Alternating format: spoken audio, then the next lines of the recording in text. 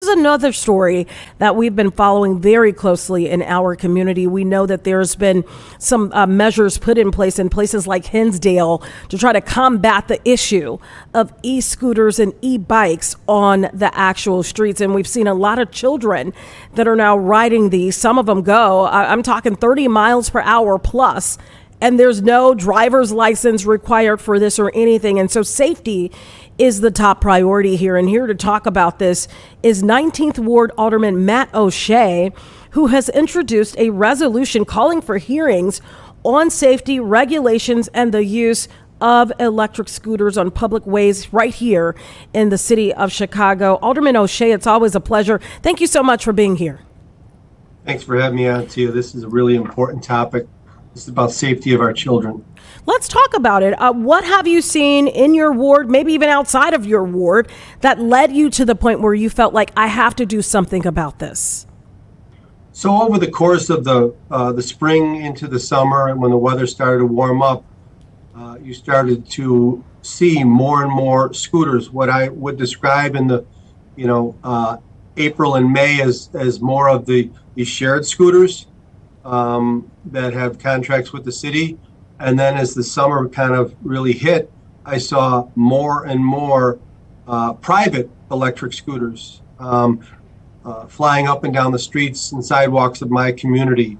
As you mentioned, scooters that go upwards of 25, 27, 29 miles per hour, 2 children on a scooter, no helmets involved, racing on sidewalks and through our local parks, but even more so, racing and crossing arterial streets, intersections, not stopping at stop signs, not stopping at traffic lights. How something catastrophic in our community has not happened yet is shocking to me, because it's just an explosion, hundreds and hundreds of these scooters out on the street here in Beverly, Morgan Park, and Mount Greenwood. Yeah, I think it's one of those situations where parents are listening to their children. A son or daughter comes to mom or dad and says, I want one of these. Parents go on Amazon or some other, source online. They don't look at that MPH. They're not looking at the miles per hour, and they're just buying it. And the next thing you know, the kid is zipping down the street. I want to bring up the fact that neighboring, not too far away from you, in Evergreen Park, they've actually implemented some rules there where they are requiring riders to have a valid driver's license. This is for both electric scooters and also electric bikes, and be at least 18 years old to operate. Is this kind of the way that you're kind of leaning with this? What are you hoping in terms of city council moves in this, I guess, on this? I know it's been referred to the Committee on Pedestrian and Traffic Safety. What do you want to see happen next?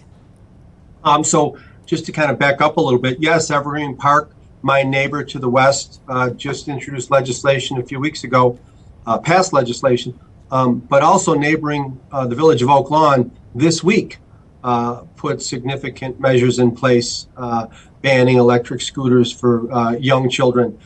So the suburbs around me are running, taking point on this. My hope is to work with the Chicago Department of Transportation to try to identify what more we can do to make scooters on all levels safer, but then also to identify if something can happen, because, Tia, you can't legislate your way out of this, and you can't expect the Chicago Police Department to be curbing hundreds of scooter operators a day issuing violations. I think the biggest thing is that my hope is that you guys in the media could be helpful with this, is to make parents aware such an irresponsible decision to just buy your child $1,000 scooter. And Tia, these aren't $200 pieces of equipment. You're right. These things are $1,000 plus. These kids don't know the rules of the road. These kids don't have any idea what they're doing. And when you take these things and you're racing in and out of traffic, something catastrophic is going to happen. So my hope is to begin a discussion through these hearings, but then also take this out into the communities to make parents more aware and educate people of just how dangerous they are, and that young children should not be operating these, period. And, I have family that live in and around your ward. And you're right, Oak Lawn, Beverly, and obviously Evergreen Park as well. Those are some major streets in that area. So to see children riding and whipping, across Western and down 95th Street, that is a dangerous place to be, and not condoning, you being on an e-scooter or e-bike in the suburbs or somewhere, more quiet. But those streets, the amount of traffic alone on those streets to be out operating something so powerful, you're right. It's bound to be that something catastrophic happens. Absolutely. And hopefully we can all work together and try to find, some middle ground here to make this safer and to educate people. What's the timeline here? I know that this was all introduced July 16th, and then it was referred to the Committee on Pedestrian and Traffic Safety. What's next? Is there a timeline on what has to happen next, or what will happen next? So my plan right now is on Monday, I will be meeting with representatives of the shared scooter companies, along with officials from the Chicago Department of Transportation, to try to identify what are we doing right now to make these things safer, as far as, two on a scooter, or people not riding with helmets, or people illegally riding down sidewalks or through local parks, which is dangerous to people who are in the parks. But then take the issue to the full council to identify what more can we do to make our children safer. And I'm open to any ideas any of my colleagues have, but I know one thing: we can't sit back and wait for something tragic to happen. And it's not a question of if, it's a question of when, Tia. Let me ask you this, because obviously, I spend a good portion of my day in the Loop. I see a lot of people, adults and children. Some probably live here, some probably tourists. They're hopping on lifts, or I should say, these lift bikes and these divvies and these scooters that they can just rent on the street. Are you thinking some of those should be included in this? I will say our shared scooter representatives have been more than willing to come to the table and talk about what can be done, and I hope to flush some of that out in the coming days. I just want to be clear, these scooters, this is a way for adults to get less cars on the road, to get people, from their home, maybe to a metro station or a CTA station, or even, to the local stores, supporting small businesses. Having said that, my concern is young children, kids under the age of 16, racing up and down streets with no understanding of how dangerous they are or the rules of the road. Yeah, I understand exactly what you mean. And you're right. It is on the parents. I think a lot of times kids come to you with a lofty idea. They want this bike, they want this scooter. And as a parent, you want to give them what they want, not realizing that in some cases you are buying something that is extremely dangerous. Any final words, Alderman O'Shea? I just hope that my colleagues are willing to come to the table and try to figure out what we can do to make this safer. And hopefully parents out there who are watching this realize this is really dangerous, and we need to do more to protect young children. Yeah. What's your biggest fear here? Is your biggest fear that, we'll be on the news talking about a child that was driving one of these, manning one of these, being killed? That's exactly my fear. And just as the summer has progressed, I can't begin to tell you how many emails I have from constituents saying, Alderman, what are you doing about this? Pointing out to me that the village of Evergreen Park has worked to address this. And now the village of Oak Lawn has moved forward to address this. It's a different entity when you're talking about the city of Chicago, a city of $2.7 million people, or 2.7 million people. But yes, my fear is you're calling me in a couple of weeks to say, hey, it finally happened. 2 kids on a scooter crossing Western Avenue in my community being struck by a speeding motorist. What has the reception been, or have you had any type of conversations with any of the other alder people within council about this? Is this widely accepted? Are people receptive to what you're saying? We have so much going on right now in the council, and that could be a conversation for another day. But I have approached colleagues as we've been in mid-year budget hearings, or colleagues I've been working with on other issues, to say, hey, have you noticed an uptick in these private scooters taking over your neighborhood? And every single colleague I brought it up to has said, it's funny you mentioned that. Yeah, it is.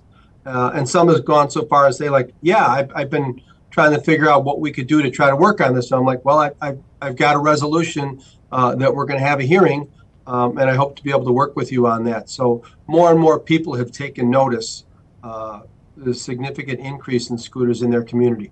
Let me ask you this, because I'll get into my own personal business for a second. My aunt decided that she wanted to buy a scooter, kind of like what you're saying, to get around, go to the grocery store.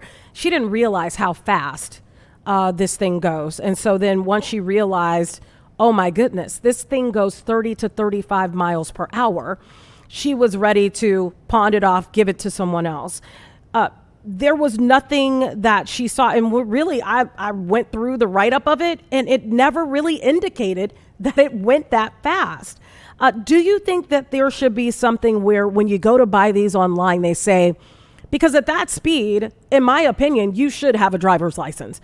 Do you think there should be something that says, can I see how old you are? You must be 18 or older, something to that effect at the ground level when you purchase these?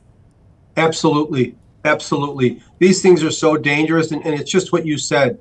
I don't think half these parents even realize, effectively, they're purchasing a missile for their child to jump on and go up and down the streets of the city. And it's one thing to be on a residential street is dangerous enough.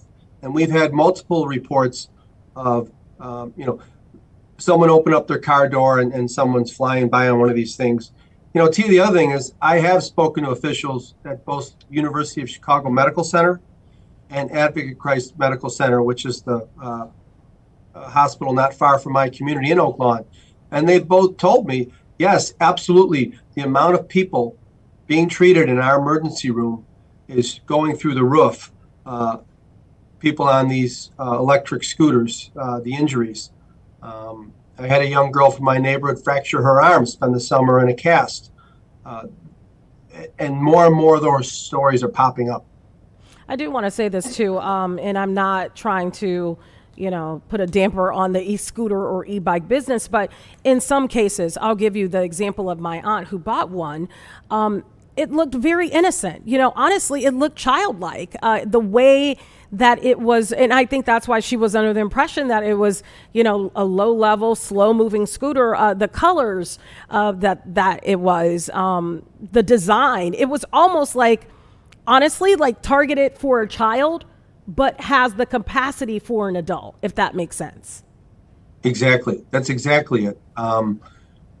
These things are small. They're compact. But as you said, some of them can go close to 30 miles an hour.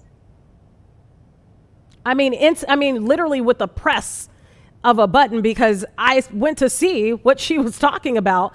I got on it, and literally there was no, I'm not comparing it to a sports car, but with one click, boom, you were off. And if you're not used to that, if you're not an everyday driver, if you don't drive a car on a regular basis, you're not used to that type of power being in your hands, especially if you're a little person with all this power. And now you got to figure out how to steer, how to move. You're absolutely right. It can be very dangerous. Matt O'Shea, it's always a pleasure. We appreciate you. And let us know how this goes so we can have you back on Chicago Live. We appreciate you as always.